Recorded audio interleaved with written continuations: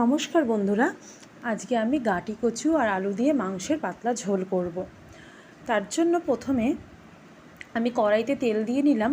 কড়াইটাতে আগে আমি ভেন্ডি আলু ভেজেছিলাম বলে এরকম হয়ে আছে।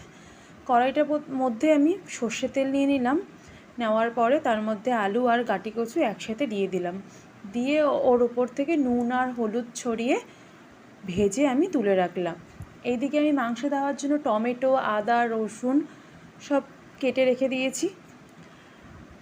আমি আলু আর কাটি কচি তুলে রাখার পরে কড়াইতে আমি তেল দিলাম, সর্ষের তেল দেওয়ার পরে তার মধ্যে কুচিয়ে রাখা পেঁয়াজগুলো দিয়ে দিলাম। দিয়ে হালকা হালকা ব্রাউন ভাজা হয়ে গেলে তার মধ্যে আমি মাংসগুলো দিয়ে দিলাম।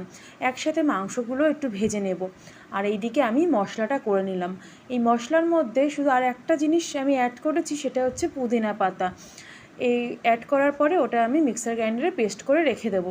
আর এইদিকে সেই মাংসর মধ্যে আমি পরিমাণ মতো নুন আর হলুদ গুঁড়ো দিয়ে মাংসটাকে আবারও একটু ভালোভাবে ভেজে নেব।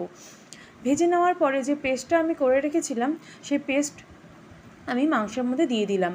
আর এর মধ্যে অ্যাড করলাম পরিমাণ মতো বা তোমাদের ঝাল অনুযায়ী দেবে লঙ্কার গুঁড়ো, আর দিয়ে দিলাম জিরের গুঁড়ো। আর একটু স্বাদের জন্য, যাতে সব কিছুর পরিমাণ ব্যালেন্স ঠিক থাকে, তার জন্য দিয়ে দিলাম পরিমাণ মতো চিনি। আর এদিকে দেওয়ার পরে একটু ভালোভাবে কষিয়ে নেব।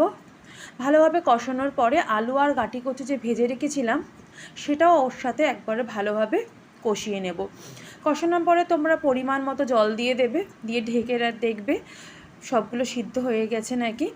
সিদ্ধ হয়ে গেলেই আমাদের আজকের রেসিপিটি কমপ্লিট। এর উপর থেকে একটু ছড়িয়ে দেব গরম মশলার গুঁড়ো।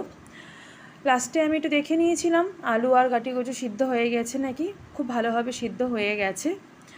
আমাদের আজকে তৈরি হয়ে গেল গাটি কচু আলুর মাংসের ঝোল। তো আজকে তোমাদের এই রেসিপিটি কেমন লাগলো আমাকে কমেন্ট করে জানিও। যদি ভালো লাগে তাহলে বন্ধু হয়ে পাশে থেকো। আজকের মতো এখানেই টাটা।